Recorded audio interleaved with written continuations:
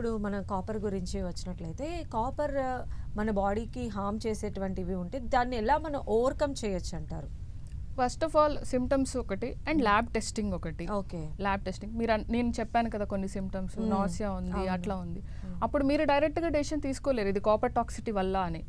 అప్పుడు మీరు ప్రొఫెషనల్ దగ్గరికి వెళ్తే వాళ్ళు ఈ సిమ్టమ్స్ దీనికి కారణమేమో అని వేరేవి కూడా అనలైజ్ చేసి కారణమేమో అని ల్యాబ్ టెస్ట్లు చేసి దాని నుంచి నిర్ధారణ చేస్తారు. ఎందుకంటే ఇవి చూస్తే మీరు జనరలైజ్డ్ సిమ్టమ్స్, నాసియా అనేది దేనివల్ల అయినా రావచ్చు కదా. అలాంటప్పుడు వీళ్ళు ఆ సర్టన్ క్వశ్చన్స్ ఎగ్జామినేషన్ చేసి ఆ డౌట్తో will get some test done. For example ఒక పేషెంట్ సడన్గా జాండీస్ వచ్చింది అలా అన్నారు, అప్పుడు మనం వాళ్ళని ఎగ్జామిన్ కూడా చేసి కొన్ని స్పెసిఫిక్ క్వశ్చన్ అడిగి మనం లివర్ ఫంక్షన్ టెస్ట్ చేయిస్తాం. అక్కడి నుంచి ఓకే ఏదైనా టాక్సిటీ జరిగిందేమో అని చెప్పేసి కొన్ని specific elements serum levels test చేస్తాం. అప్పుడు కాపర్ అనేది బయటపడవచ్చు. ఓకే. అలానే ప్రత్యూష గారు